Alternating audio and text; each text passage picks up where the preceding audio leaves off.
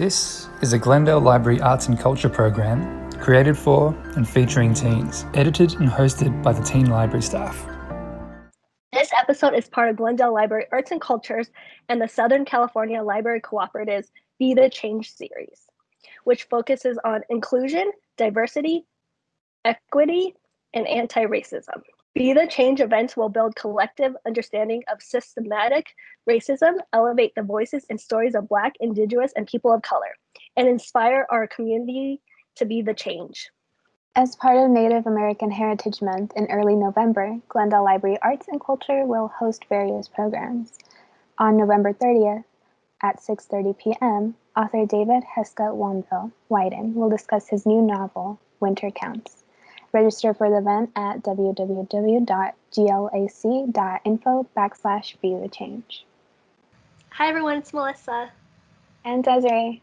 Welcome to the guest episode of Teen G.E.N Talks. Today's guest is a third-year MFA candidate at the University of New Mexico in the Experimental Art and Technology Department. Her art is rooted in her lived experiences. It's about love, education, and the study of systems and working in multiple dimensions. Through her research and art, she attempts to make personal and historical connections between her relationship with educational institutions and culture. She learns to use different mediums to decode and recode these systems to tell her story. Grab a snack and drink, and let's welcome Felicia Nez to Teen G.E.N Talks. Yay! Thank you, Felicia, for taking the time out of your day to talk with us. We have a lot to discuss. So to start off the interview, I want to ask, how did you fall in love with art and know that it was your passion? For me, I knew art was a part of my life since I was, I think, probably second or third grade. I would actually started whenever I went to boarding school and I was there. So it was a way for me to kind of escape where I was at. And I drew until I just kept drawing, and then I learned how to apply it into like academics, especially whenever the things I loved most within like my elementary to middle school and high school education was being able to, like, when you have those projects where you can be creative, and those were kind of my favorite projects to do. And I didn't really like writing or science or anything, but now like my whole perspective has changed since then. Now you are going to the University of New Mexico and getting your master's in experimental art and technology. Can you talk a bit more about what experimental art is? Experimental art and technology is basically using research, science, and technology to create these interactive installations. Like, I don't know, have you guys ever heard of Meow Wolf in Santa Fe? No, I haven't. Okay, No. it's just like a big playhouse, and they have all these artists who took over like an old bowling alley, and they turned it into like a huge interactive art space. That's so cool. So it's basically like that. It's basically working in a 3D, maybe 4D element where you're kind of the participant completes the piece. So it's not just like you're looking at a picture or a sculpture. Like, you're a part of the piece. And like with the pictures that I sent you, the universe with the 3 columns and this wooden sculpture, it's basically I'm using a ping. It's called a ping distance sensor. So it measures the distance of your body. So it throws out these like sound waves, and then once it hits like something, it'll bounce back and it tells the distance. So based on the position of your body, you're able to control the playback of the film that is projected on those 3 columns. That's kind of what interactive experimental arts is about. So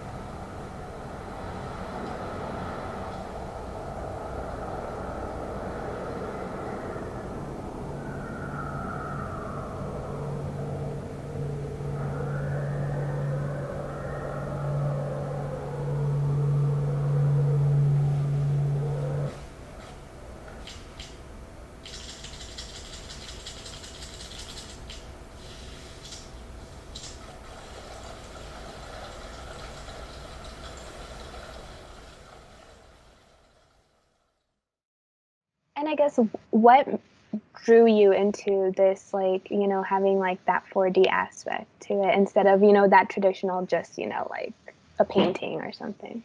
What kind of drew me towards more studio arts and kind of this kind of 3D, 4D dimension is I was a film student in my undergrad. So I got my BFA at the Institute of American Indian Arts and Film.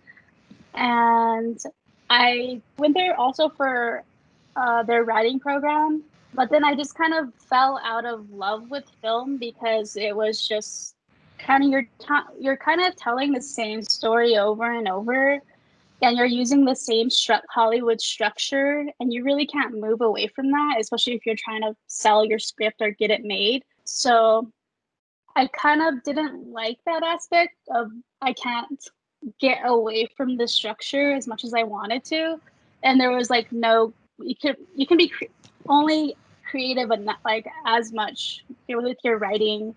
And I wanted something more, and I wanted to tell stories like in many different ways.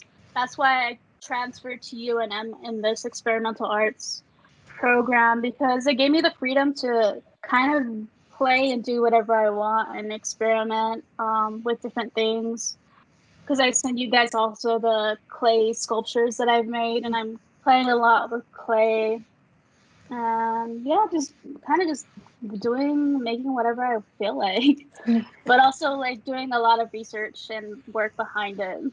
So what has been your favorite part in being a part of UNM and the Experimental Art and Technology Department? My favorite part of being at UNM is my cohort. They're really full and collaborative. Also, my art history teachers are really amazing. And just my professors in general, like I love them because they're super knowledgeable and open to the ideas that I want to do. So I consult them so many times to be like, am I doing this right? Or especially with dealing with a lot of ideas about culture, and trying to do it in a very smart way where it's not perpetuating a stereotypical image, but also trying to educate everyone who doesn't know about these like this different epistemologies that natives have, but also being super respectful of the like native culture in general, and not to kind of like give too much away or kind of, I guess, in a way sell out. So I try to like, it's kind of like a delicate balance where you can't give too much or you right. can't like, it's just interesting. It's very, very like playing Tetris where you're just like trying to put the pieces together. But yeah.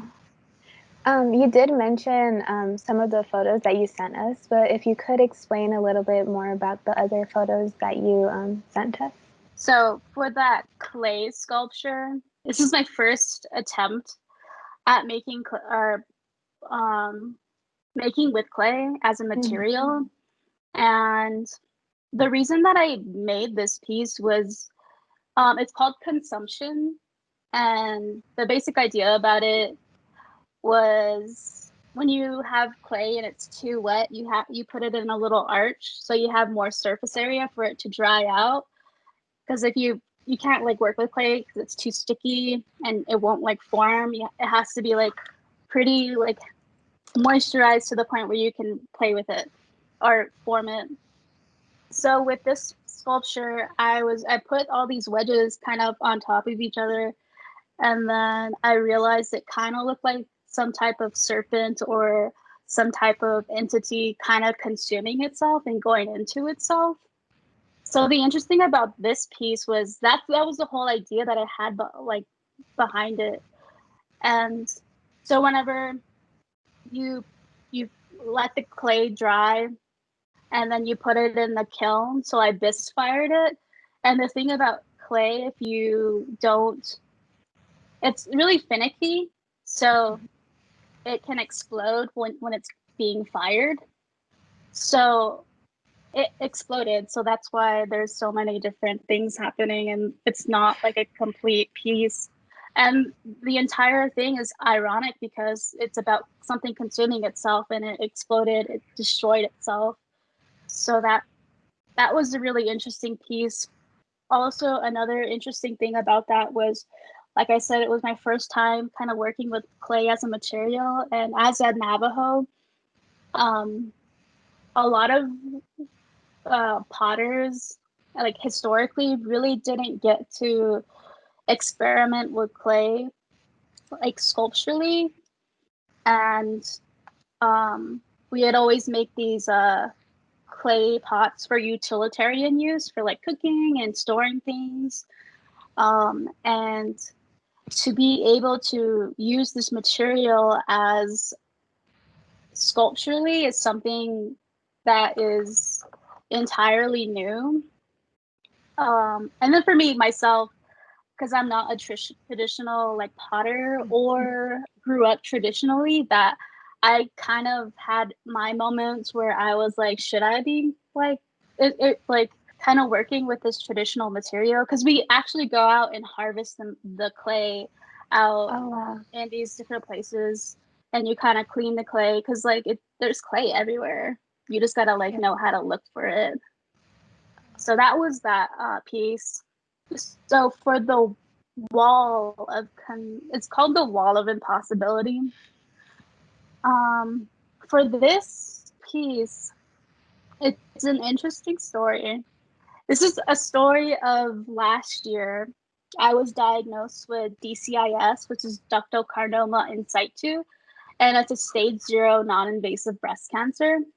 And I was diagnosed last year in May and had surgery and got it taken care of.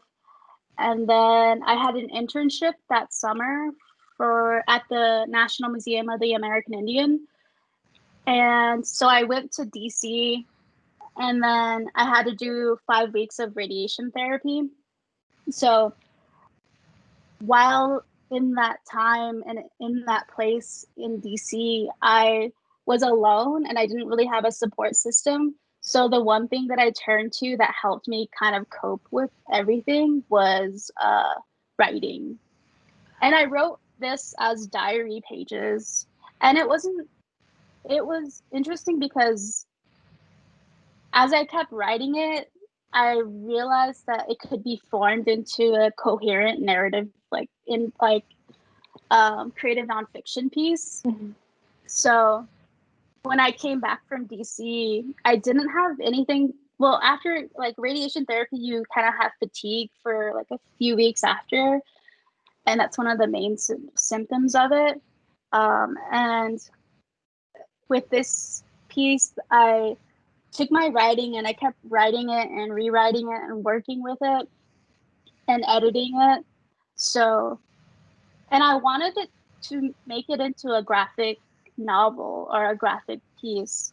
So I taped all of the pages that I had illustrated, and also just playing with typography and also graphic design and illustration, and learning how to break the grids of like the normal ways we see design in our normal day lives, and using the techniques that I've learned, and just kind of, and also writing styles, because I jumped from like a narrative perspective into a screenwriting perspective, and then into poetics.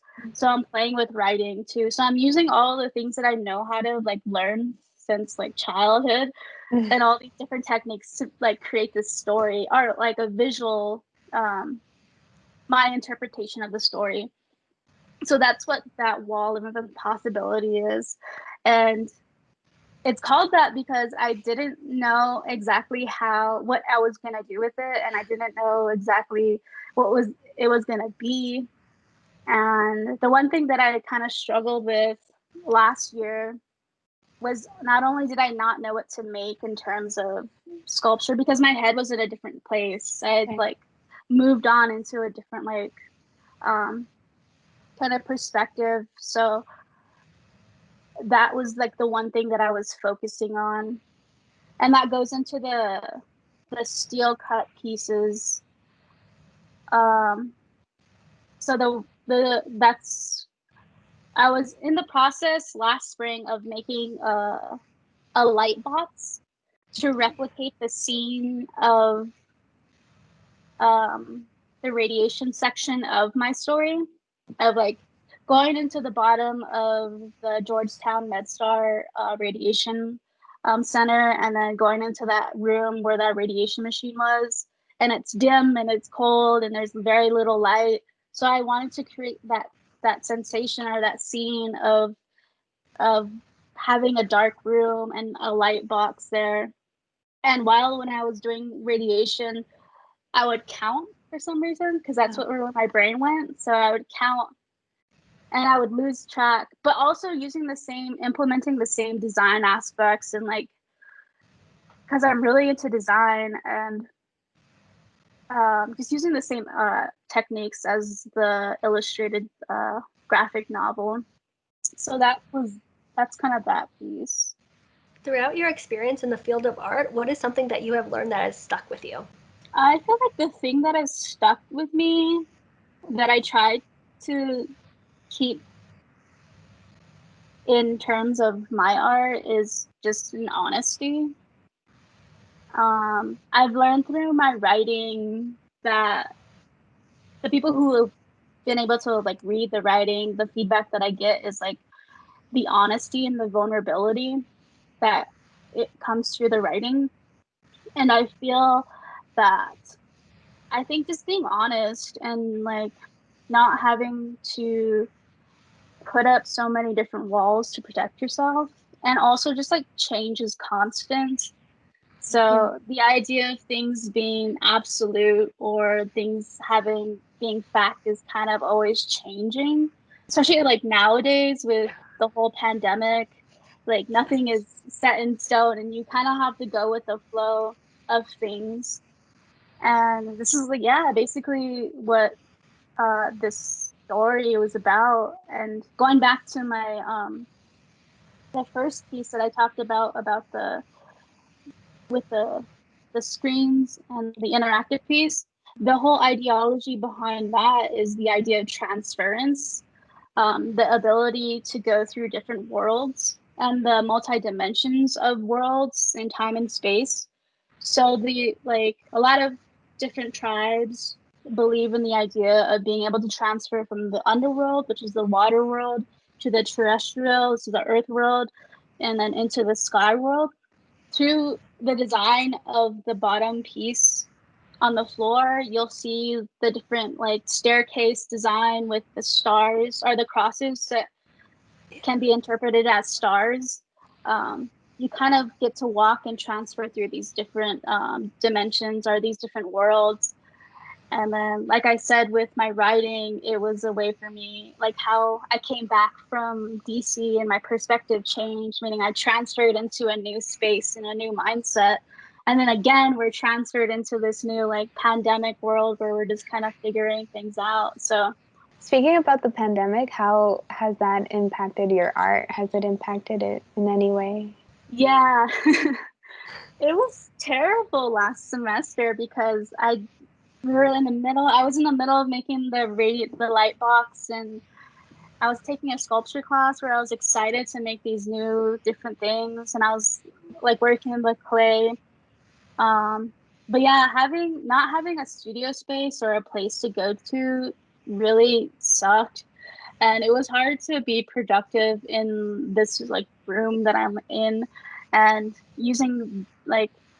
trying to use like this space as a workspace, but also like a space to relax. And it was just difficult to kind of even think of things to make with everything going on. And I didn't feel like it was appropriate at the time, especially in the beginning of the pandemic, to kind of make anything. Because I was like, there's so much grief going on. And I'm like, I don't think I can even like comprehend how to like make anything. So I just kind of like everyone in like all the teachers in the art history department, I felt the same. They didn't put too much pressure on students to really be making things.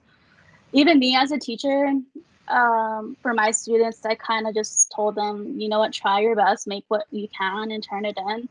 And that was kind of how we got through the end of the semester. But now I really got into, I kind of was able to break out of being sedentary like through summer and also spring. And I had to get out of that like mindset of just like staying indoors. Mm.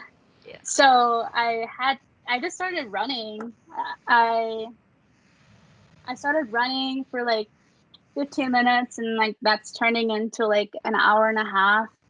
And then being able to kind of just get the energy out and being able to like I feel like through like being able to work out and having that time and space outside to help kind of clear the anxiety and the stresses of everything has really been helpful, especially within like now that school has like in the middle of the semester, I have more space to think instead of like being anxious and being stressed and worried. So that's how I've been able to like cope within having school. Yeah. Before we end, we have some rapid fire questions. The first question is, what is your favorite color? Gosh, I think purple. What is something you have been proud to say you have accomplished? I am proud to say I have accomplished being able. Gosh, that's such an interesting question. I guess being able to survive, I guess. What are some of your favorite artists that you look up to? That's an interesting question. I always get this question and I never know how to answer because I don't really know. But the thing that kind of interests me and I get a lot of influence from is just researching or learning about art history and learning about especially like Native American art history. I get a lot of inspiration from just like culturally, like these artists who were like unknown and they just have been like they just yeah, I don't know. I'm taking a Native American like ceramic history class and just learning all the things. So I'm just really I like those guys. Right. Yeah. Where do you hope your art takes you in the future? I hope my art takes me to be able to kind of break out beyond school, but also I want to be able to teach people. That's the one thing that I've been realizing is I want my art to be able to kind of reach an audience, but also the ability to teach people these different things that I've also learned. Could you describe yourself as a teenager in 3 words? In 3 words. I was like an odd music nerd. If you could have any superpower, what superpower would you have? I guess the ability to like do super jumps. I don't know. I have dreams about that. Is there an artist that you have been currently listening to a lot? I guess Kehlani.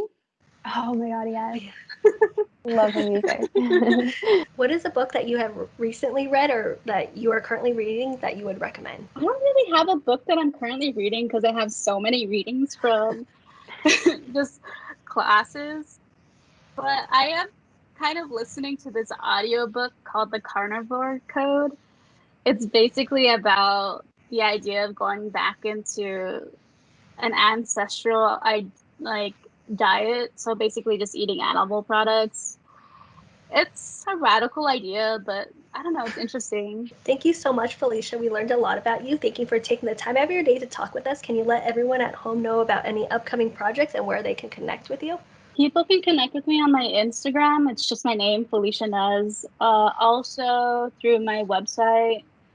And upcoming projects, I will be having my thesis show next spring. So that's what I have planned in May. Oh, yay. Well, congrats on that, and hopefully everything goes well. And thank you so much for taking the time out of your day to talk with us. Yeah. Yeah, thank you so much. Thank you. Yeah. Thank you, guys. Did you enjoy this episode? If you did, don't forget to like and subscribe to the Glendale Library Arts and Culture channel. Tune in every Friday at 4:30 for Teen Gen Talks. And if you would like to contact us and be part of the Teen Gen Talks, please email us at teengentalks@glendaleca.gov. Thank you. See you next episode. Bye. Bye.